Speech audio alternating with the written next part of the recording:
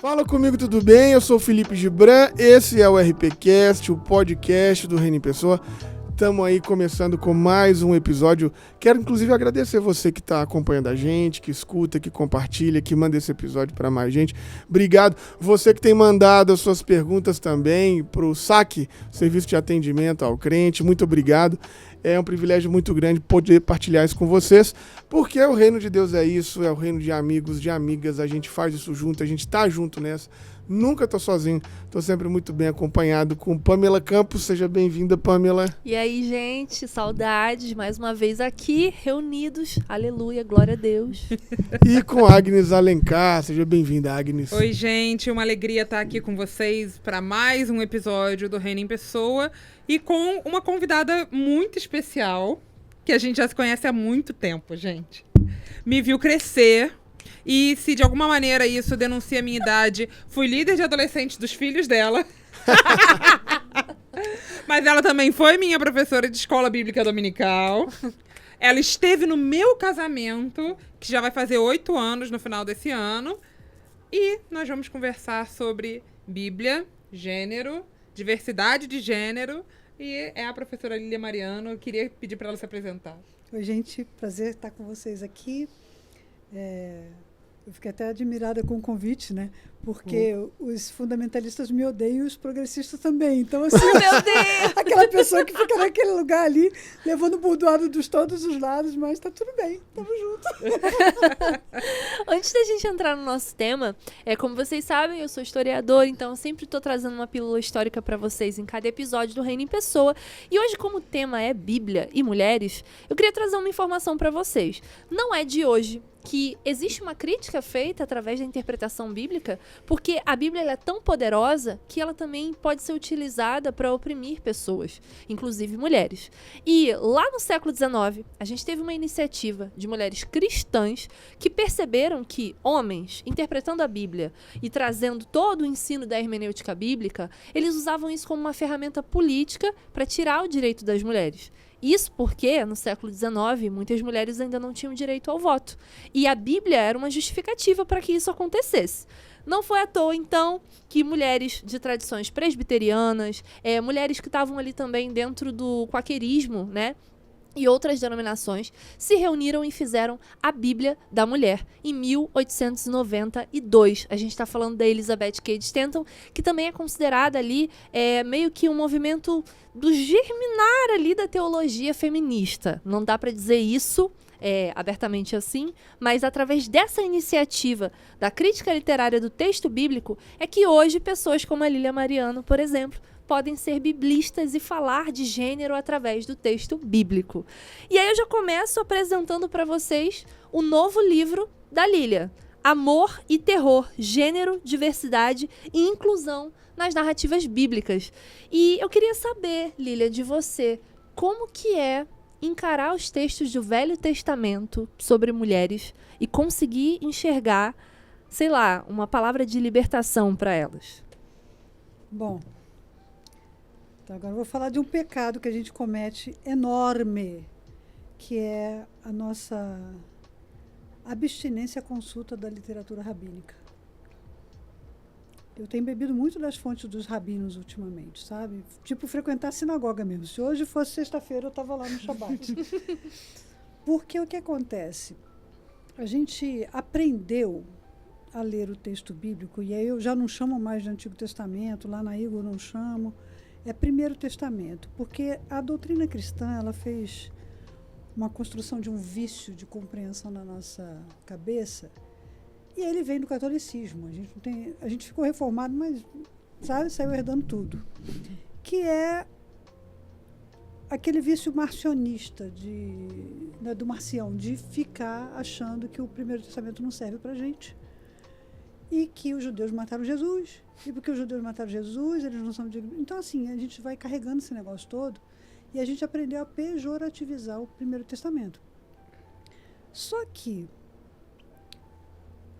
na cultura judaica, e a gente não percebe isso, as mulheres são muito mais valorizadas do que qualquer outra cultura do Oriente atualmente e mesmo para aquela época. Então, quando você vê Jesus tratando as mulheres diferente, não é por acaso. Inclusive, os cabalistas, eles dizem que Jesus foi um grande mestre cabalista, porque ele estava ensinando as pessoas a chegarem mais perto de Deus e ir para o sentido mais profundo da lei, em vez de ficar na superfície. O modo como Jesus tratava a mulher tem tudo a ver com a forma como ele entendia o Primeiro Testamento. E ele já fazia leitura libertária naquela época. Então, na verdade, hoje, ler o Primeiro Testamento, encontrando esses textos de terror e ressignificando o conteúdo desses textos, é meio que praticar o exercício que Jesus fazia. Está escrito lá na lei assim, mas eu vos digo, Jesus não aboliu a lei, ele só mostrou que tinha um sentido muito mais profundo que estava sendo ignorado. Então, fazer uma leitura de mulheres, sobre mulheres, nos textos de terror, que são os textos que eu uso bastante, né? Eu escrevo só sobre o texto macabro que tem na Bíblia, né? É só texto horrível. É o estupro da concubina do Levita, é a circuncisão do filho do Moisés, é o estupro da Diná, o estupro da... Eu só pego estuprada. E aí eu começo a ver o que tem ali que eu consigo retirar experiências de empoderamento feminino. Na verdade, a grande exegese feminista é a que faz isso. Porque, infelizmente, ao longo da história, e isso tem a ver também um pouco com o desenvolvimento do pensamento feminista desde o século XVIII em diante, todas as ondas, as ênfases de cada continente eram diferentes, não é? Vocês que estudam sabem disso. O pensamento feminista da Europa, ele tem uma ênfase, está no pós-guerra, né? Tem aquela ênfase de reestruturar um continente com a força de trabalho da mulher, então a ênfase é lá. O dos Estados Unidos é aquele feminismo que só pensa em sexo, porque elas estão no momento da pílula anticoncepcional, da liberação dos direitos da mulher, a questão da natalidade, é a briga delas. Mas aqui na América Latina a gente tem um osso duro de roer, que é a violência contra a mulher. Essa pauta não era uma pauta dos outros movimentos feministas. E se a gente, como latino-americana, não pega esse eixo para ler a Bíblia, a gente não está tornando a nossa leitura feminista essencialmente relevante. Porque a gente está falando dos contextos dos outros lugares. Está entendendo onde é que eu quero chegar? Então, esse tem sido o meu grande desafio já há 25 anos, desde que eu tive o primeiro contato com a Bíblia, né, e dentro de uma perspectiva de gênero. Mas não só, eu também trabalho com leituras de masculinidade e leituras de diversidade. Acho que eu sou uma feminista assim, muito interseccional, que eu trafego em todos os campos. Porque eu acho que isso também é necessário, né?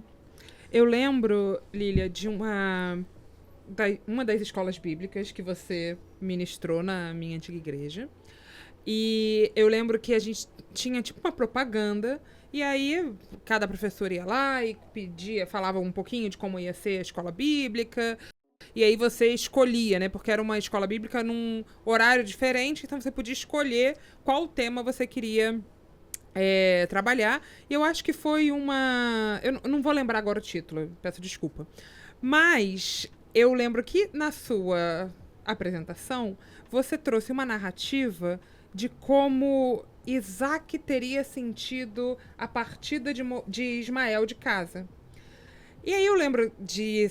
sentada, né? Eu era adolescente ainda, tá, gente? Eu não sou tão velha assim. Eu era adolescente. E eu lembro de estar sentada no banco da igreja e de pensar, eu nunca parei para pensar o que Isaac sentiu ao perder o irmão.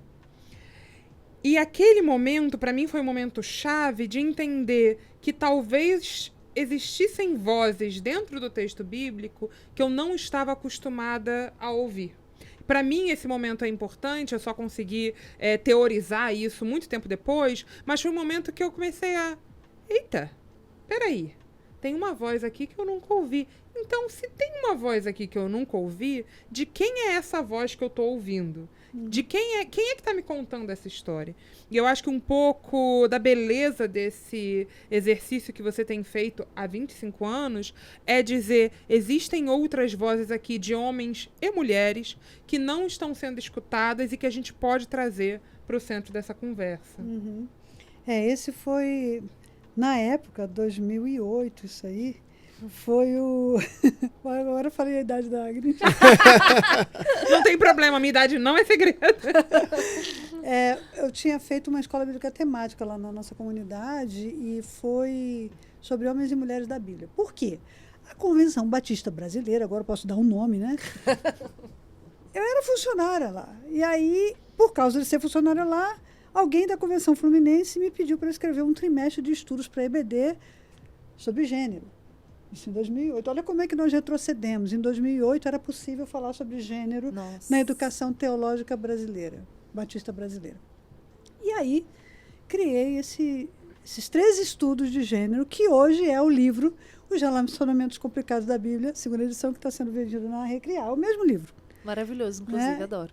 Então, assim, eram 13 lições que a gente ia começar a discutir as relações de gênero no texto bíblico. Mas não era somente homem e mulher, não, a bagaça toda, vamos dizer assim. Era nora com sogra, relação incestuosa entre irmãos. Um negócio, eu falei que eu só falo de coisa macabra, né?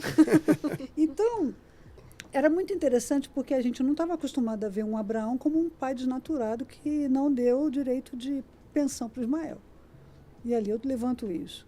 Né? A questão dos 2 irmãos serem afastados no momento que eles se amavam, porque o texto original em hebraico fala que eles se amavam e se gostavam.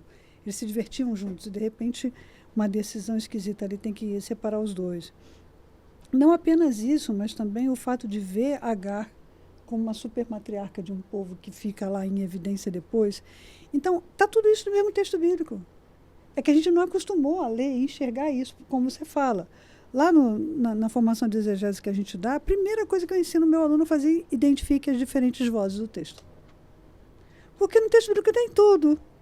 Você tem voz de Deus, você tem voz do profeta, você tem voz de mulher, você tem voz de homem, você tem voz de criança, você tem voz da mula de Balaão, você tem a voz do peixe com gastrite, que engoliu o Jonas.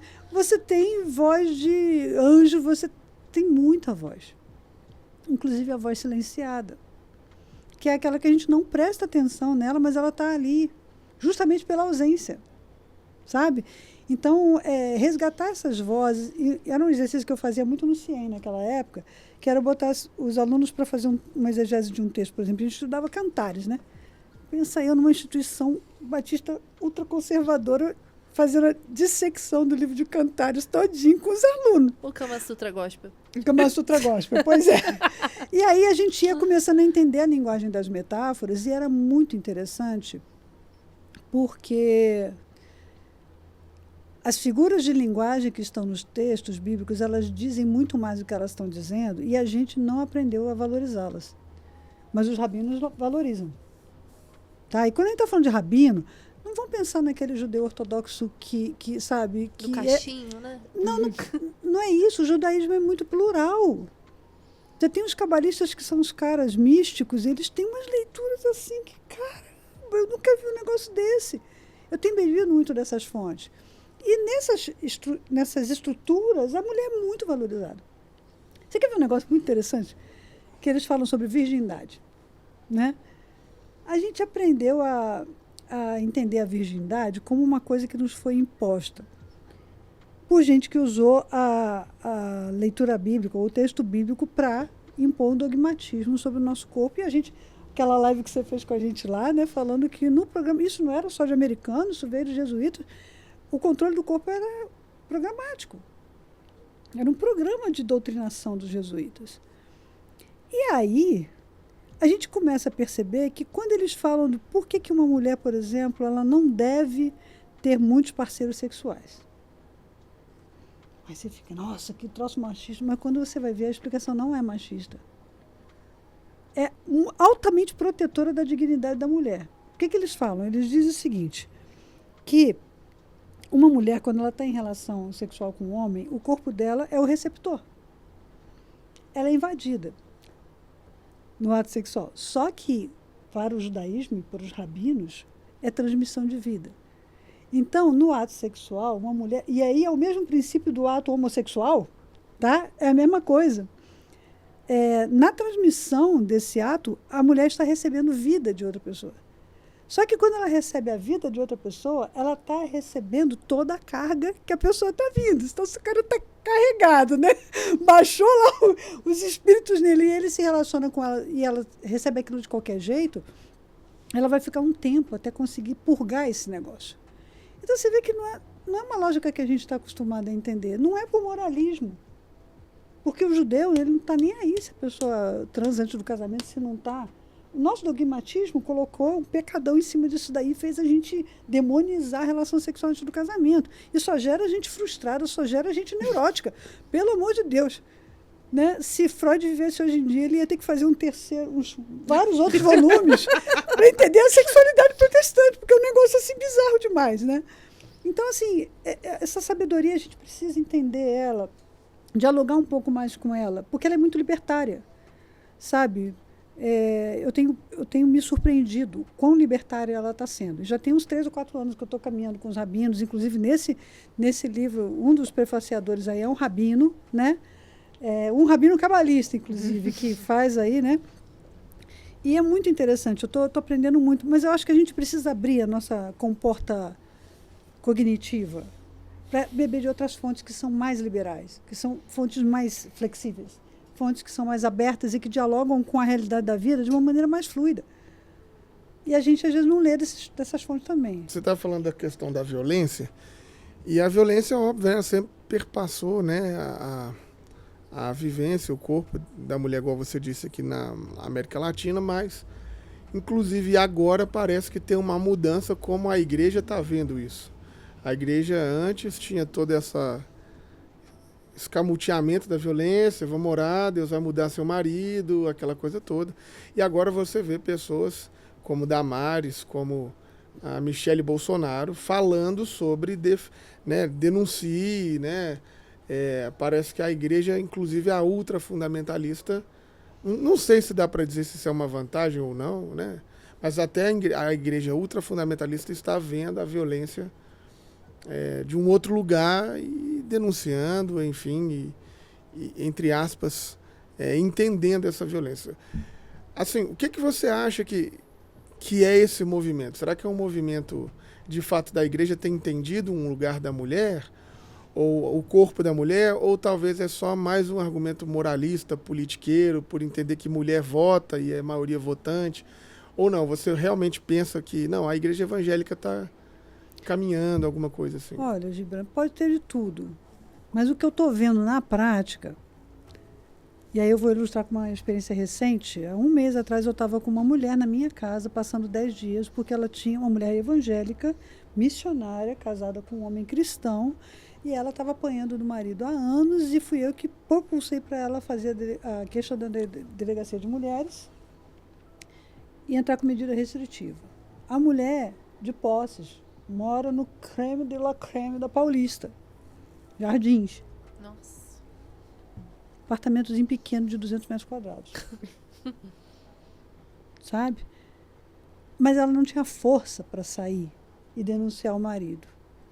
Porque era um marido que controlava tudo dela. Em troca do conforto material, ela vivia prisioneira numa torre. E nós nos conhecemos em que situação? Ela também é judia, de família. Que situação? Nesse curso que o rabino estava dando lá na empresa e tal, não sei o quê, ela era aluna dele, por causa dela ser aluna dele, ela entrou em contato comigo e acabou que foi uma pessoa importante, que por causa da indicação dela eu acabei recebendo o prêmio, né, da Associação Paulistana de Imprensa por causa desse livro. E quando eu estou cuidando dela, eu começo a tomar conhecimento da quantidade de mulheres, dos grandes líderes evangélicos, principalmente do ambiente neopentecostal, que são agredidos diariamente. Detalhe, aí é onde eu vou chegar. Dos líderes. Dos líderes. Sem contar, teve aquela pesquisa, né? Sim, que a gente sabe mas tal, agora o dado é o pastorado. É dos líderes. E aí uma coisa muito interessante é que nas igrejas neopentecostais há muitas pastoras. Sim. E essas pastoras, estando em condição de liderança, elas favorecem para que a denúncia seja feita, porque elas também são vítimas. Então, eu acho que quando chega num caso como esses 2 que você mencionou aí, elas acabam sendo pressionadas pela realidade das mulheres que está das mulheres influentes do métier delas. Uhum. Essa que é a grande questão. Não é um espaço só dos homens, o mundo pentecostal. Não é. Não, acho que a sociedade é outra. Eu tava lembrando, acho que tem uns 2 anos que a Cassiane lançou um clipe, um famigerado clipe, não sei quem lembra, mas era um clipe que ela tava cantando do poder de Deus e enquanto ela cantava, aconteciam algumas agressões, né? O marido agredia a mulher e no final esse marido encontrava a Bíblia e uma carta dessa mulher dizendo, mas eu ainda te amo, eu oro por você. Esse marido, ele aceita Jesus, encontra com ela e vão os 2 juntos para a igreja. E a Cassiane recebeu uma enxurrada de comentários, de críticas, de que nós temos um problema, se você conta essa narrativa sem contar uma outra coisa, a ponto dela ter mudado o clipe. O clipe, é. Ela muda o clipe. Isso. E aí o clipe mostra a mulher ligando 190, mostra a polícia chegando pra prender esse cara. Ele chega a voltar pra casa, mas quando ele volta pra casa a mulher não tá mais lá. Então, eu fico me perguntando assim, o tipo de opinião pública que faz com que uma mulher como a Cassiane, que é um gigante dentro do mundo gospel brasileiro, mude o clipe que ela já tinha lançado. Já estava pronto. Então, assim, eu fico imaginando que essa narrativa do não, vou orar pelo meu marido, ele vai se converter e tudo vai voltar ao normal, ela não é uma narrativa mais que se sustenta sozinha, assim, como sempre se sustentou, talvez. Gente, recentemente, acho que foi coisa de 2 anos atrás, que a gente teve o caso daquela pastora neopentecostal, ela não era pastora, era cantora, né? Que o marido dela matou ela. Acho que foi ano passado. Foi ano passado, eu esqueci o nome da cantora, ela era assim, dessa cena, neopentecostal, o marido apareceu falando que estava arrependido, não sei o quê, que não fez nada, e ele foi comprovado que matou, foi feminicídio, assim. Tu quer ver um negócio interessante que eu descobri agora com essas coisas de judaísmo? No judaísmo não tem até que a morte nos separe no casamento. Mesmo aquele casamento típico judaico, né, o pessoal fazendo aquelas torres, quebrando taça de vidro, não tem. Porque no judaísmo se entende que vocês devem ficar juntos enquanto vocês forem felizes um com o outro. Mas só que a mulher ela não pode dar carta de divórcio para o marido. Então como é que os rabinos eles articulam isso? Você está infeliz com o teu marido? E não traga ele aqui que a gente vai fazer uma coisa. E ele vai te dar a carta de divórcio porque você está pedindo. Olha que negócio mais emancipado. Isso é assim desde os tempos bíblicos. Olha que louco. Então, assim, existe uma pressão social, cultural, porque o ambiente evangélico neopentecostal, a gente sabe que é o marcador de crescimento evangélico no Brasil, marcador estatístico, a gente sabe disso. Mas ele também cresce com uma liderança feminina muito forte. Uhum. E elas próprias não estão aguentando mais esse silêncio. Agora, elas estão saindo na frente das protestantes históricas, viu? Que as protestantes históricas ainda estão pensando se deve e tal. Ainda estão na coisa da submissão. Mas elas já não estão mais, não. Eu acho que isso que você falou é muito legal. Eu vou trazer um exemplo aqui. Gibran e Agnes, sabem? Eu sou muito fã de uma pastora que ela é super fundamentalista, mas eu adoro ela. Independente. Assim, eu boto ela embaixo do braço, que é a missionária Camila Barros. E ela é uma mulher de periferia, carioca. Se converteu, né, e tal, e aí ela é essa explosão na internet, e ela fez agora há pouco tempo, junto com outras mulheres da Advex, se eu não me engano, uma conferência que se chama Juntas Conference, e é só de mulher. Sim. E é de mulher pregando para mulheres e movimenta uma grana também, né, porque tem isso, essa estrutura. E eu acho que, enquanto essas mulheres neopentecostais estão usando muito de um discurso de empoderamento no Espírito Santo para o próprio empreendedorismo, Sim. porque apesar das lideranças serem esse expoente econômico, esse discurso neopentecostal agrega muito com mulheres de periferia, que já são arrimo de família e aquela coisa toda. As mulheres protestantes ainda estão nesse discurso muito parecido com a renovação carismática católica, de performar feminilidade e de fazer aquela coisa de que você foi chamada para ser mãe e criar corações convictos ali de Jesus Cristo. E eu amo a maternidade, acho incrível e tal, não é um problema, mas assim, colocou a mulher nesse lugar, né, de não querer ter nada além desse papel de gênero. Então, assim, quando você traz isso pra gente, acho que também mostra um recorte de classe muito definido, né, toda uma questão social, assim, muito colocada dessa tradição protestante histórica que é muito branca, né? Exato. Tá desse lugar, desse feminismo muito parecido com o europeu, que quer ir trabalhar porque tem essa pressão de construir essa família doriana e tal. Então, acho e eu fico pensando assim, se por um lado a gente tem esse expoente de mulheres na liderança em igrejas pentecostais e neopentecostais, e elas estão anos-luz na frente disso do que as históricas. Então, Sim. assim, não é uma discussão se mulher pode ler a Bíblia ou não pode ler a Não. Bíblia. Se pode é uma pregar ou não, Se né? pode pregar ou se não pode pregar. Vai pregar, é missionária, é pastora.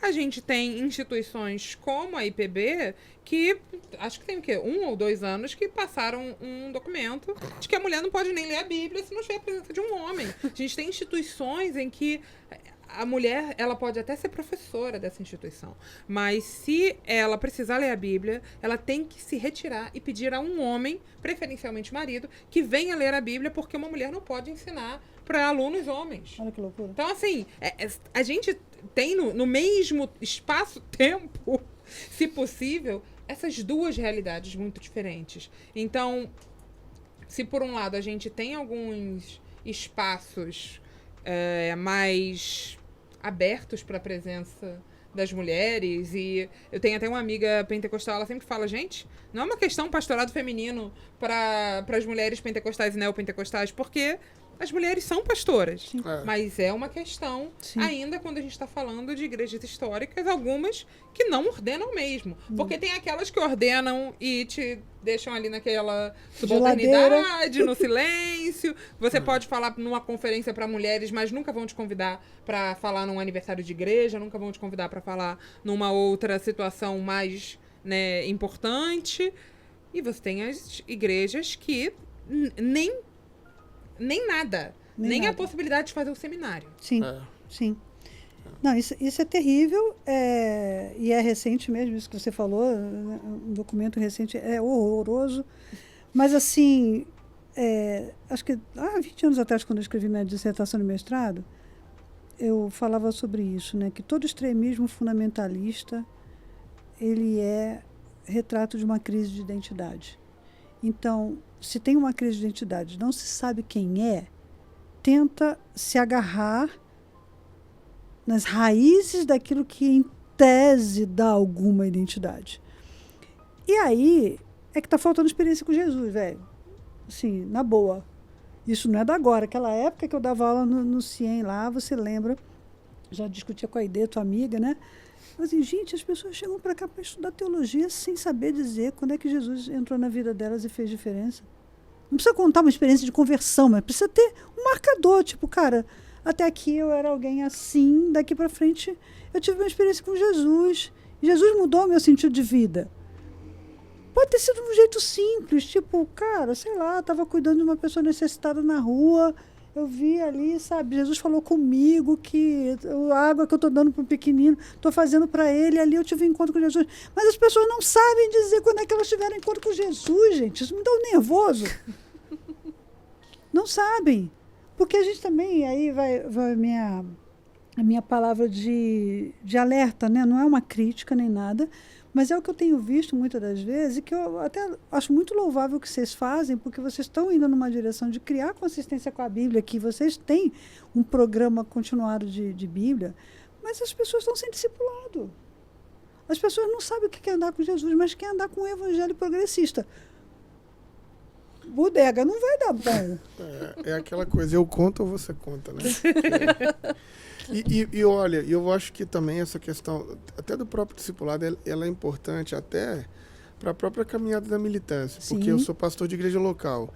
E eu vejo que, às vezes, a própria militância transforma a questão da justiça de gênero, às vezes, numa coisa de uma superfície assim, de colher de chá, que afasta as outras mulheres de próprio endossar a luta. Eu vejo isso na minha comunidade, tipo, as mulheres que são mais novas, que são solteiras, como elas fazem, às vezes, a questão da luta de uma maneira que as mais velhas, que são casadas, que têm 2, 3 filhos, acabam as vendo num lugar que, tipo, não, eu não quero ser isso. Exatamente. Por quê? Porque falta essa caminhada junto, falta esse discipulado para você conseguir fazer com que as mulheres mais velhas percebam o que você está dizendo. Então, acho que a ausência de discipulado, que você está trazendo nesse ponto, ela é importante em tudo na caminhada, né? No evangelho, na militância, enfim. E tem uma coisa que você está falando que me chamou a atenção, porque lá na comuna, como a gente tem muito casal que é homoafetivo, e que muitas vezes os padrões de comportamento violento, eles estão no mesmo lugar, Então. mesmo que sejam duas mulheres. Sim. E você falou dessa moça aí supostamente rica. Então, assim, aparentemente o machismo, ele tá muito superior à classe e gênero, né? Sim. Não importa se você é rica, se você é lésbica, o machismo vai estar ali e vai estar destruindo da mesma maneira. E como é que a gente consegue pensar nessa capacidade de barrar esse patriarcado, de barrar esse machismo, pensando nessa lógica das escrituras desse povo aí, que não quer fazer discipulado, que não sabe o marco para Jesus, que às vezes não quer nem mais pensar na Bíblia mesmo, né? O próprio progressismo é isso, é uma galera que Jesus é sei lá, a Bíblia não sei, a gente tem a militância, enfim. E aí eu fico pensando, como que a gente vai trabalhar nessa lógica? Como é que a gente vai conseguir avançar nisso? Eu acredito muito na reeducação. É letramento, sabe? Alfabetização mesmo. Como eu falei para vocês, eu trabalho com grupos interseccionais, né? Então, assim, 2005, 2003, quando eu já estava começando a pesquisar as questões de inclusão, diversidade, teologia inclusiva, eu conheci o André Muscoff. O André Muscoff estava saindo da graduação de teologia dele, não tinha entrado no mestrado ainda, quando eu li o TCC dele. E ali eu já me nutri de muitas coisas, acompanhei lá no Rio de Janeiro a fundação das primeiras igrejas inclusivas e comecei a ver a deficiência de discipulado. Então a proposta é boa, mas sem a base bíblica, sem a caminhada com Jesus, não tem nada que se sustente. E muito fragilizado tudo aquilo ali. E aí eu tenho 2 filhos homens, que a Agnes foi professora. Ela trouxe esse negócio, agora eu vou ficar batendo nisso. É isso, gente. Pois é, mas ela lembra bem dos dilemas que a gente tinha em casa e eu precisava entender a masculinidade dos meus filhos para eu não ser uma mãe traumatizante. Simples assim. Por quê? Porque eu sou filha de pastor. E eu não falo disso abertamente em qualquer lugar que eu falo, porque tem sempre alguém que vai se identificar com isso que eu estou falando. Eu fui vítima de abuso sexual na igreja. Quando eu tinha 4 anos de idade. Meu Deus. De um diácono. Nossa. Não, sério isso? E assim, então, a reação da minha mãe ao abuso que eu sofri não foi um abuso muito violento. Ele foi aliciador, vamos dizer assim. Mas isso compromete toda a ordem na cabeça de uma criança e pode ter certeza que tem muito ano de terapia aí na minha cachola para eu poder ter superado isso. Só de terapia foram 8 anos, além dos 10 anos de celebrando recuperação. Então, assim, que eu não saio mais, né? Mas, assim, eu tinha muito medo que alguma coisa acontecesse. Eu sempre fui muito preto no branco, sempre falei de sexualidade com meus filhos de uma maneira muito aberta, mas eu sempre tive muito medo que se acontecesse alguma coisa com eles, eles não tivessem liberdade para conversar comigo sobre o que aconteceu.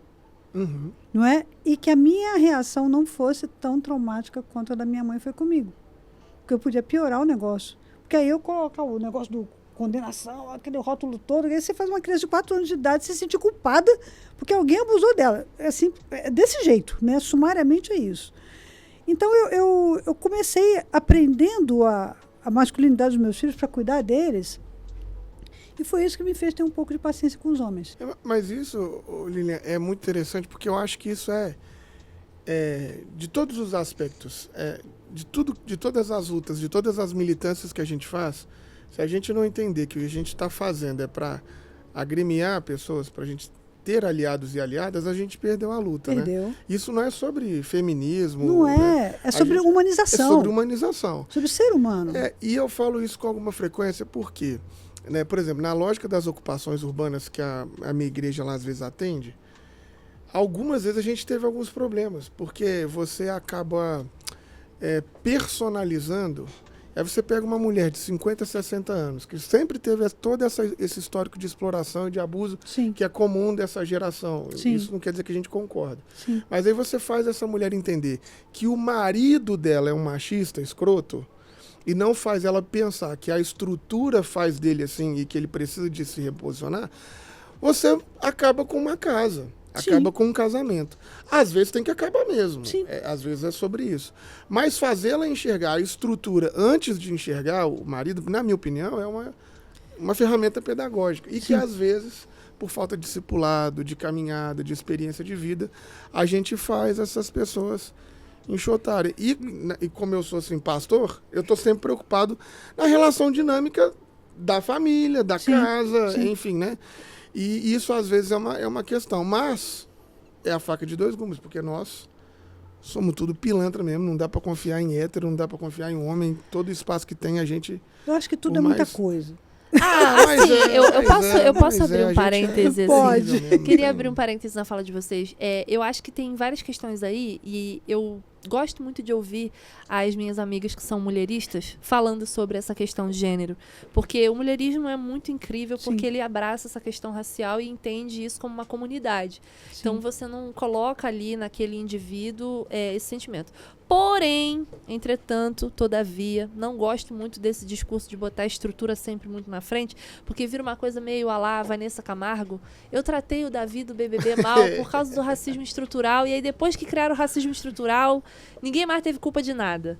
Eu acho que o cristianismo, não vou dizer nem cristianismo, mas Jesus, ele coloca a gente nesse lugar de confrontamento com práticas desumanizantes. Sim, E isso faz também com que a gente entenda que o ser humano que erra também não é descartável. sim. Eu acho que isso é uma coisa linda do mulherismo, porque é a minha comunidade. Então eu vou tratar, cuidar, para que tenha vida e para que essa pessoa se restabeleça, para que ela não violente outras. Exato. Eu acho que tem esse trabalho que às vezes falta pra gente, assim, no sentido mesmo do evangelho, de olhar pra essa pessoa como um ser humano. E aprendi muito isso também com a galera abolicionista, né? Que é um desafio, porque acho que quando a gente coloca a situação no preto e no branco, no ódio, a gente não olha pra restauração das pessoas e fica tudo muito punitivista, né? Até em situações difíceis, como questões de abuso e etc. Porque, infelizmente, cara, a gente vai ter que contornar essas situações. E eu acho que reintegrar essas pessoas e trazer uma postura assim de vida mesmo é a melhor caminhada. Mas é aquilo, né, gente? A gente é humano, a gente é violentado, a gente odeia mesmo. Lógico. A pessoa que ela é violentada constantemente, ela vai associar uma figura de um opressor. Não tem pra onde, mas é isso, de não olhar essa pessoa como meio que, mano, descartável, né? Sim, Tipo, cancelável. sim. Eu quero trazer uma coisa, mas eu acho que eu vou colocar o carro na frente dos bois, porque o que eu quero trazer é o saque. Vem com o saque. Traz o saque, traz o saque. Serviço de atendimento ao crente. Como posso te ajudar? Pamela, o que é o saque? Saque é o serviço de atendimento ao crente. Você tá aí no nosso Instagram, nas nossas redes sociais. Fica à vontade para mandar a sua mensagem no nosso direct, falando do seu testemunho, a sua dificuldade nessa caminhada antifundamentalista. E a gente aqui não é iluminado, não é melhor que ninguém, mas eu acho que quando a gente conversa de um problema e ele vira um problema nosso também, a gente consegue refletir melhor sobre essas situações. Então, fica à vontade. Qual é a do saque de hoje, Agnes? Eu tenho 20 anos. Aos olhos dos meus familiares, eu desandei, desviei. Antes, eu achei que eu tivesse encontrado uma comunidade boa, mas eu não percebia o quanto o pastor centralizava tudo nele e era tóxico. Eu acabei exausta, cansada das pessoas. Desde então, eu não consigo mais ir a culto, eu me sinto culpada. Quando penso em buscar mais a Deus, abrir a Bíblia novamente, eu sempre sinto que vou cair no mesmo formato, naquele sentido antigo que eu levava a vida. E simplesmente eu não me encaixo. Eu não sei como lidar com a minha culpa e como ler a Bíblia e como lidar com as pessoas dizerem que eu estou deturpando só para que eu possa viver do jeito que eu quero. E isso acaba me paralisando. Por que eu quis trazer o saque? Porque se por um lado tudo isso, toda essa Bíblia que a Lília nos apresenta é belíssima. Então, comprem os livros da Lília, leiam a Lília, porque é lindo. Por outro, eu fico pensando nessas pessoas, como essa pessoa jovem de 20 e poucos anos, que não conseguem abrir a Bíblia porque aquele foi um texto usado contra ela. Um texto de terror usado contra o seu jeito de ser, contra o seu ser mulher, ou contra a sua masculinidade, ou contra a sua orientação sexual. E aí ler a Bíblia se torna um lugar de medo. Eu tenho medo de abrir a Bíblia e encontrar de novo aquela culpa que eu acho que eu já superei. E, de alguma maneira, essa fala aqui faz muito eco, né? Das pessoas que me conhecem. Eu sempre digo que eu sou uma cristã culpada. Graças a Deus descobri meu TDAH, descobri disforia sensível à rejeição, descobri que isso não era só da minha cabeça. Eu me sinto culpada porque eu acho que eu sou o mesmo, é do transtorno. Mas eu lembro de criança eu ir dormir chorando, pensando que pecado eu cometi para eu estar com esse peso no coração. Aqueles acampamentos que tu frequentava não te fazia bem, cara. Não fazia, menina. Tá aí, tá explicado, né? Aqueles acampamentos que ela frequentava. Não fazia, não tinha como fazer bem. E eu lembro que, assim, um dia eu tava conversando recentemente com a minha psiquiatra e eu contei tudo que eu tava sentindo e ela falou, não, é ansiedade, Agnes. E aí eu entendi que aquilo que eu tinha naquela época, quando era criança, era uma crise de ansiedade por causa da culpa, por causa do punitivismo. Então, como é que a gente faz para abrir a Bíblia de novo com esses olhos de beleza e tentar encontrar ali esse frescor e não a culpa, e não a dor, e não a ansiedade? Bacana, muito boa essa pergunta. Bom, são mais de 20 anos na docência teológica, né? Vocês imaginam quantas vezes eu já vi esse tipo de crise chegando em sala de aula, aluno em pranto, aluno chorando em crise, querendo desistir da fé no dia seguinte. Já vi de tudo. Mas uma das palavras assim que sempre me veio primeiro, e eu adotei para minha vida, nunca confundir Deus e Jesus com seus seguidores. Também não confunda a Bíblia com os seus intérpretes. Sabe por quê? Porque a Bíblia, a gente sabe, é um compêndio de escritos passado por muitas mãos diferentes. Essa coisa de dizer que a Bíblia foi escrita por 4 autores, inspirada pelo Espírito Santo, mentira, cascata, muito mais do que 40 autores. Bota 40 nisso, muitas vozes, milhares de vozes ali. A Bíblia é um livro de reflexo de experiências humanas, de pessoas que enxergaram Deus nas experiências humanas delas. Eu acho que esse é o grande mote. Porque se eu chego para a Bíblia querendo ter experiência com Deus, não me interessa se a instituição, né, da comunidade de fé que eu frequentei dizia isso, XYZ, ou se o pastor Y, sei lá, falava outra coisa. Eu acho que eu tive a sorte, eu vou contar um negócio da rejeição, então vou entrar nessa vibe também, né? Por causa dessa minha experiência muito, muito prematura, eu tive que encontrar o meu caminho de sobreviver. E essa culpa que você fala, bem-vinda, né, ao clube. É nós, dá a mão aqui. Porque eu vivi essa culpa a minha pré-adolescência e adolescência inteira. Até que, quando eu estava com 13 anos de idade, eu fui num congresso de adolescentes. E eu já estava tão desesperada, eu já tinha ideações de morte naquela época. Eu já estava tão desesperada com o peso da culpa pelo que me aconteceu, que eu já levantei a mão lá no congresso de adolescente, eu quero consagrar minha vida a Jesus e tal. Mas aquilo ali foi minha salvação, cara. Sabe por quê? Porque eu entendi que uma vida dedicada a ter intimidade com Deus era o que ia fazer sentido. E eu aprendi isso com 13 anos de idade. Claro, foi o meu pão que o diabo amassou, né? Para poder colocar isso em prática, sendo filha de um pastor fundamentalista, numa família de 5 gerações de batistas, formatado, tudo quadrado. Eu sempre fui a fora da curva, sempre fui a pessoa outsider, mas isso me fez muito bem. E eu sou uma mística, né? Eu sou aquela pessoa que, antes de estar aqui hoje com vocês, eu já passei 1h30 meditando na Bíblia, orando ao som de yoga e de frequências vibratórias para alinhamento dos chakras. Simples assim. De boa, gente. Sabe? Me tonifica. Eu passei por uma situação cedo de uma pessoa que fez um movimento de ingratidão terrível, uma pessoa que estava ajudando há 3 meses, e ela, de repente, deu uma capotada, um coice, foi uma ação de traição, desestruturou uma questão que eu tinha lá na empresa, que já estava com o nome dela sendo divulgado, e eu fiquei tão abalada com aquilo que eu falei assim para ela,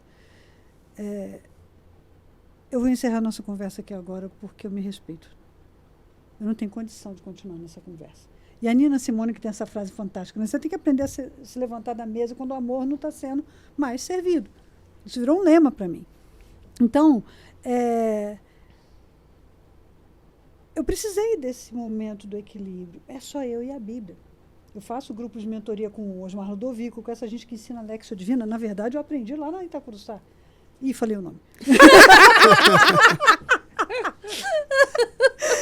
Porque aquela classe de EBD que eu dei lá, de Igreja, Cultura, Pós-Modernidade, junto com o André, não sei se você lembra. Lembro. Que foi um curso assim de, tipo, destruir tudo que a gente sabia sobre o formalismo da Bíblia e recuperar o contato com a espiritualidade mística e com a Bíblia de um jeito muito original. E a gente bebia das fontes da onde? Dos místicos da história da cristandade. São Francisco de Assis, Teresa d'Ávila, com toda a sua sublimação e tal.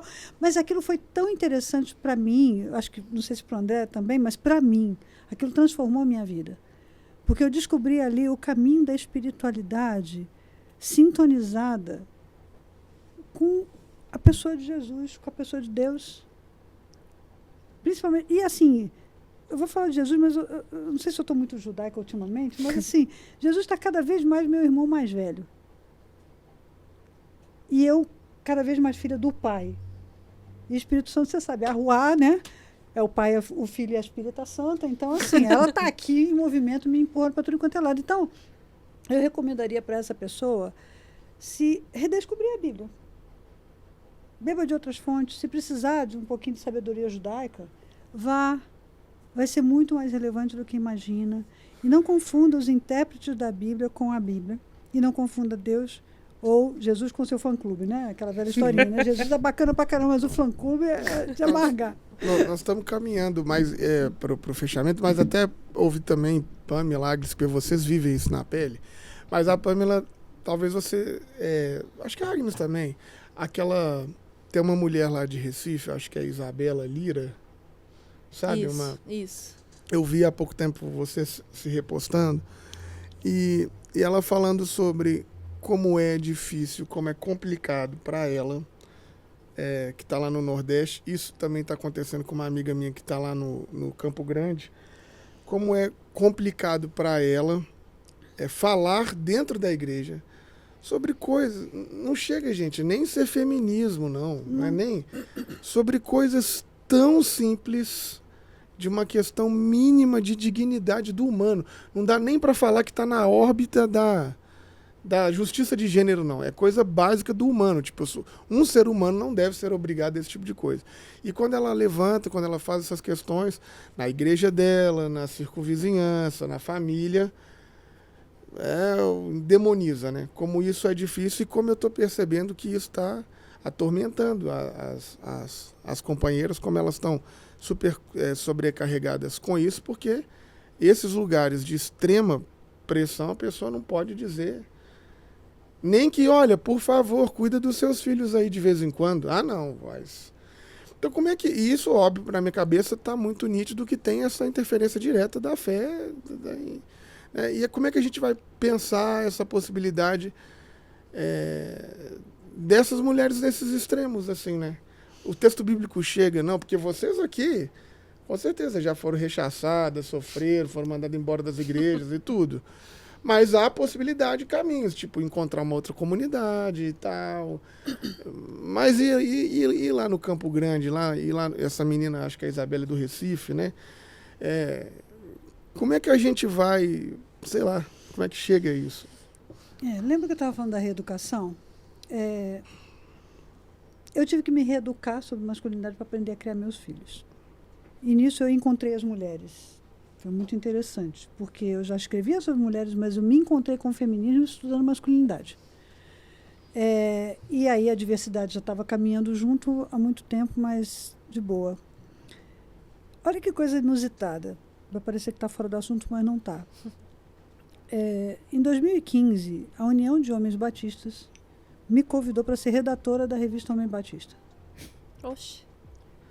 E qual era o argumento deles? Que em 2008 a 2010, que eu tinha trabalhado lá na convenção como coordenadora de educação religiosa, aquela revistinha de homens e mulheres da Bíblia, que virou o livro Relacionamentos Complicados da Bíblia, que está sendo vendido na Recriar. Então, se a Recriar faz patrocínio aqui, já aproveita e já ganha. Se não faz, Pamela, vamos conversar com esse pessoal, né? Também acho. Então, e aí, eles falaram que aquela revista que você escreveu foi tão boa para a gente a gente queria uma mulher na redação da revista, porque só você consegue mostrar para a gente a sensibilidade que a gente tem. Vocês conseguem mostrar para a gente a sensibilidade que a gente precisa ter. E eu me tornei redatora da revista Homem Batista. E eles que publicaram Os Relacionamentos Complicados da Bíblia, primeira edição. Eles queriam um livro que reensinasse eles a serem chefes de família, vamos dizer assim, de uma forma mais humana, de uma forma mais tempos, sensível. Quem diria? Quem Outros diria? tempos, Outros porque tempos. hoje, Não, hoje não rola. Jesus Não, amado. Mas 2015 não está nem tão distante assim. Não fez 10 anos ainda. E eu fiquei ali. E foi por causa disso que a revistinha virou livro. E eu fui convidada para um monte de igreja para falar em grupos de homens sobre masculinidade saudável. Atualmente eu coordeno, sou outsider, né? Eu sou membro de uma igreja batista aqui em São Paulo, mas essa igreja não dá caminho ainda para eu fazer esse tipo de coisa. Mas um projeto chamado Homens com Coragem. Todo primeiro sábado do mês a gente está reunindo e eles vão discutir sobre masculinidade saudável. E o tema do último encontro foi medo. Como é que eu reajo ao medo? Eu sou violento ou eu pulo fora? E é lindo ouvir como eles estão se esforçando para sair desse lugar da masculinidade violenta e aprender a ser homem de novo. Então, isso é uma coisa bacana que eu acho que há um movimento. Os homens que são espiritualizados, que são conscientes, eles estão se movimentando para fazer algo diferente. Mas as mulheres precisam se movimentar para fazer algo diferente também, que é o seguinte: limite quem põe sou eu. Quando eu estava em 2016, lá na Betânia, a gente fez um evento lá para a juventude, e era eu, Fabíola. Não foi Fabíola, foi a Alice, do Rasta. Ai, maravilhosa. Amo Era isso. nós duas lá, mas a Fabíola estava assistindo também o evento. Amiga querida ela. Maravilhosa. E a gente... Alguém na plateia perguntou assim: o cara me bateu uma vez, eu não devo denunciar, que não sei o quê. Jogaram a pergunta para eu responder. Eu falei assim: olha, eu não sei quem fez a pergunta, eu sei que a pergunta é anônima, eu não vou saber quem fez. Mas toda vez que eu encontro uma jovem dizendo que o namorado está sendo violento com ela, eu falei assim: por que você continuou com esse cara? Quem diz não sou eu. Gente, eu estou falando porque eu tenho que dizer não para meus filhos, para filhos meus. Meu filho, quando fez 18 anos, ele começou a ficar, o mais novo, quando ele começou a ficar violento, eu tive que dar uma segurada nele. E agora, mais recente, eu tive que chamar a polícia. E eu tive que falar com ele: se você continuar falando alto comigo, se você ameaçar ser violento, eu vou denunciar você na polícia. Para não denunciar, eu botei ele para fora de casa. E foi morar sozinho. Vai pagar seus próprios boletos. O limite, quem fixa sou eu. E aí que eu quero chegar. Porque o que eu tenho visto hoje em dia são muitas mulheres reclamando de muitos homens, mas elas também não tomam uma atitude de fixar limites. O caso dessa moça, que eu estava cuidando dela, 25 anos casada com o mesmo cara, o cara bate nela.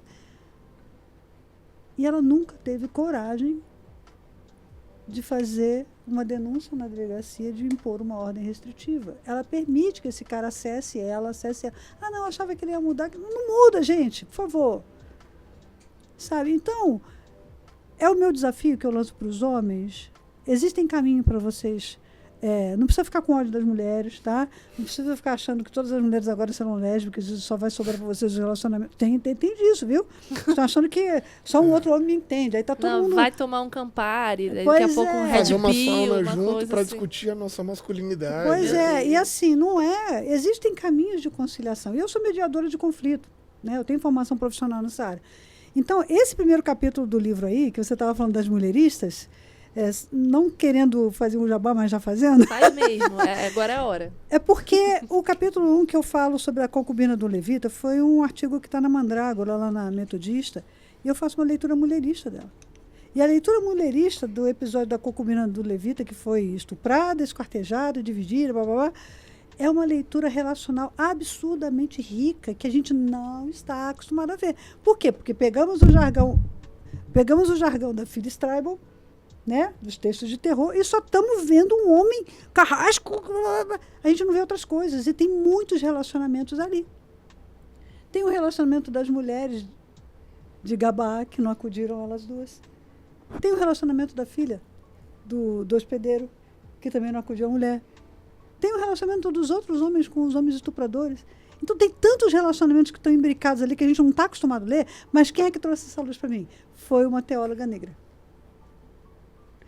Então, a gente tem que beber dessas fontes, a gente tem que começar a ler essas questões. A questão do letramento racial, por exemplo, né? Hoje, lá na nossa comunidade, tem essa parte de fórum de consciência negra muito forte, e eles estão fazendo um trabalho de leitura e discussão para o letramento mínimo sobre racismo.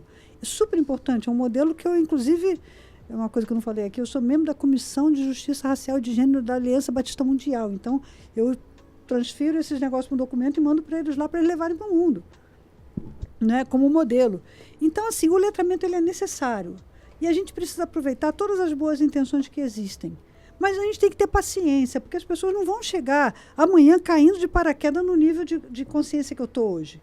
Essa tomada de consciência ela pode ser traumática em muitos sentidos, mas se a gente que está andando nisso já um pouco mais versado, mais ambientado, a gente tiver compaixão pelo tempo da outra pessoa chegar e das fichas dela caírem, a gente vai fazer diferença. Agora, eu acredito muito na geração de vocês. Demais. Porque eu sou geração X, né, gente? Daqui a 2 anos eu faço 60 anos de idade. Eu sei que eu estou com cara de baby, mas... mas eu sou velhinha. Mas, assim, eu tenho falado isso a todo e bom som, e para onde eu vou, eu quero ver o sangue novo. Porque eu não acredito que a minha geração dá conta de transformar mais as coisas, mas vocês não. Vocês são digitais, vocês são tecnológicos, vocês sabem usar os recursos de mídia que a gente demora 300 anos para aprender a fazer uma postagem no Instagram, vocês já estão fazendo, já estão... Está entendendo? Então, usem isso potencialmente de uma forma... Vocês são os novos educadores. Essa que é a grande questão. E educadores com espiritualidade profunda é o que existe de melhor. Porque não fica educando só da boca, só de discurso, só ideologicamente. Educa com a vida. E era isso que Jesus fazia. Como é que Jesus conseguiu ser tão transformador, tão revolucionário na proposta, né, de fé que ele tinha, de espiritualidade que ele levava? É porque ele ensinava com a vida. E a coisa é, eu posso trazer alguém para andar comigo todos os dias da minha vida, conhecer todas as minhas intimidades, eu vou ser um exemplo de Jesus para essa pessoa? Eu vou refletir Jesus? Eu posso ficar de boa? Ela vai... Eu tenho umas ambições de vida, assim, né? Assim, uma delas eu contava até em EBD mesmo, né? Que, não sei se você sabe, quando chega o ponto, né? Que é aquele texto de Jeremias que fala lá, que eu vos refinei como ourives, refino a prata, tal, não sei se vocês conhecem essa história, mas uma vez alguém chegou para um ourives e perguntou, mas como é que você sabe que a prata está no ponto? Aí ele falou assim, bom, eu derreto a prata, aí ela fica toda molinha, eu vou lá tirando as impurezas, aí ela fica dura. Aí a gente vê, não está legal, a gente derrete tudo de novo e vai tirando todas as impurezas. Aí a pessoa pergunta, mas como você sabe que está no ponto? Aí ele falou assim, é quando eu olho para o líquido da prata na minha frente, eu vejo o meu rosto nele. E a minha ambição de vida, meu sonho de consumo, é as pessoas olharem para mim e não ver mais eu. Atravessarem de tão transparente que eu sou e ver Jesus só. E aí o meu evangelho vai ter coerência. Está me entendendo? Eu sou uma aficionada de fã, sabe, de carteirinha, tiete. Como é que é o nome atual que a gente usa para esses ensandecidos, assim? Fã de gente íntegra e gente inteira. Gente que é consistente, que é coerente. Claro, são poucos que a gente encontra. Mas tem muita gente se esforçando, eu acho que é legal. Às vezes a gente encontra um líder ou outro aqui, né? A gente conhece os caras que é admirado por todo mundo. Eu chego na hora, o cara não tem certa consistência. Mas o simples fato dele admitir que ele pisa na bola, para mim já é muita coisa. Esses dias eu falei isso para um pastor, eu falei assim, eu te admiro porque você tem consciência de que você não é perfeito, e você fala isso publicamente, e você, quando eu chego para você e te exorto, você me pede perdão. Você sabe como é que isso é raro? Você tem um pastor que quando você fala, tu pisou na bola, cara, e ele pede, por escrito. Porque eu escrevo carta, eu sou do tempo da carta, eu escrevo e-mail complexo. Então, assim, gente, sabe, tem caminhos. Sabe, tem caminhos para essa moça lá que fala essa questão. Eu acho que nós, como mulheres, temos que saber impor os nossos limites. A gente precisa parar de se vender para relacionamento abusivo e tóxico, porque a gente tem medo de perder o cara. A Miriam Goldenberg, ela tem pesquisas na área de infidelidade conjugal e tudo, né, antropóloga da UFRJ. E uma vez eu perguntei para ela, eu estudava com ela lá, e eu falei assim, Miriam, mas por que as mulheres ficam juntas de homens abusivos. Ela falou assim, é porque no Brasil ser casada é capital. É um capital. Então, por ser um capital, as mulheres preferem ter um marido ruim, que bate, que tem amante, que tem 4, 5 famílias, do que ficar sem ele. Mas a gente dá conta. Olha, eu tô divorciada há 20 anos. Olha, gente, não tem coisa melhor do que você ser autônoma, dona da tua agenda, não ter que servir ninguém na sua casa, não ter ninguém te esperando para ser servido por você. E eu acho, inclusive, que muitas meninas que às vezes saem de um casamento, de um relacionamento muito longo, e aí se separam. Daí a pouco elas já estão com um, com o outro, daí a pouco muda de relacionamento da hora e tal, tentando se encontrar. Isso aí é a maior falcatrua que pode existir. Gente, não faça isso. Você precisa de tempo de solitude com você, para você saber quem você é. Porque quando você está num relacionamento tóxico, você vive em função da outra pessoa, você perde a identidade. Não sabe nem o que gosta de comer, né? Não sabe. Sabe? Então, assim, olha, eu vou contar uma experiência bem traumática, triste, mas ao mesmo tempo é libertária, né? E aí eu encerro dou por encerrada a minha participação aqui. Minha mãe tem 80 anos. 60 anos de casada com meu pai. Meu pai está muito doente, teve que ser levado para a casa de repouso. Então, tem uma semana, deve estar fazendo 15 dias amanhã que ele está lá. Minha mãe está totalmente perdida dentro de casa. E ela entrou nos níveis de angústia, de ansiedade. E eu tive que chegar para ela e falar assim, mãe, bem-vinda ao mundo da solitude, que é esse mundo que você não tem ninguém com quem falar e ninguém a quem culpar. Então, você só consegue olhar para dentro de si mesmo e começar a se conhecer. Sensacional. É isso. Por aí. Maravilhoso, Lília. Gente, obrigada demais, viu? Nada. Nossa, que privilégio estar aqui. A gente que agradece, eu tô chocada. Fantástico. Vamos orar, né? Então, você falou uma coisa que me chamou muita atenção sobre espiritualidade mística, e eu sempre admiro as pessoas que não se desconectam dessa esfera, sabe? Porque eu acho que a espiritualidade também é sobre isso. E aqui no Reino em Pessoa a gente ressignifica algumas coisas do tempo que a gente estava em igreja conservadora, que para mim continua valendo, que são os pedidos de oração. A gente sabe que a oração ela tem uma ação efetiva também. E aí eu queria saber qual é o seu pedido de oração dentro dessa temática, né, que a gente conversou. Olha, eu preciso que esse livro chegue na quantidade de pastores o máximo possível. Porque esse livro está derrubando todas as convicções que as lideranças construíram durante séculos sobre a questão de gênero. Né? Então, ele é o meio termo, ele é o conciliador. Que ele não está fazendo nem a leitura liberal, totalmente liberal, e nem a fundamentalista, mas ele está mostrando as duas em diálogo para mostrar que existe uma ética pastoral possível. Eu acho que se esse livro chegar na mão das lideranças como precisa, vai impactar quem endossou. Quem endossou aqui falou, eu fui tremendamente impactado. E eu estou falando de um Gondim, eu estou falando, de Alonso Gonçalves, do André Enes. Todos eles leram e prefaciaram aqui e endossaram, e eles falaram, teu livro mexeu comigo. E olha que eles já são caras mexidos, já são uns caras bem mais abertos. Então, meu sonho é que esse livro chegue. Porque do lugar de onde eu estou, eu não tenho uma voz pública, vamos dizer assim. Mas o meu trabalho pastoral com os pastores é esse, é escrever. Maravilhoso. E você, amigo? Então, eu acho que a oração é da gente conseguir se enxergar, se ver, perceber que não há humanidade sem a gente se desconstruir desse nosso lugar mesmo, né? Porque a gente está falhando mesmo com Jesus, falhando enquanto humanidade, enquanto esse mundo só existe nós, né? Sim. Os homens. Então, eu acho que essa é uma oração de se repensar todo dia. Meu pedido de oração, eu acredito que é que os homens tenham mais coragem, né?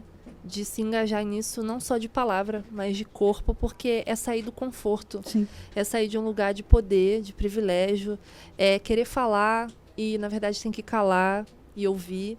Então, eu acho que são várias coisas que talvez a gente não precise de homens porta-vozes, a gente só precisa de suporte, silêncio e escuta. Isso. Eu acho que essa é a minha oração para os homens que estão no poder na igreja hoje, para que a gente possa avançar nessa luta. Acho que é bem isso. Legal. Então é isso, encerramos o episódio.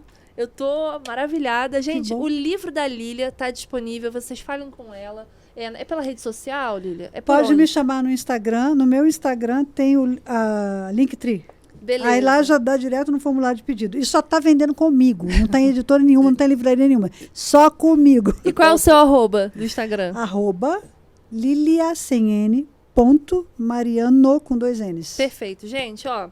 Amor e terror, gênero, diversidade e inclusão nas narrativas bíblicas. Adquira o seu, seja abençoado, seja abençoada. Tudo nosso, tamo junto e até o próximo episódio. Amém. Tchau, gente. Prazer.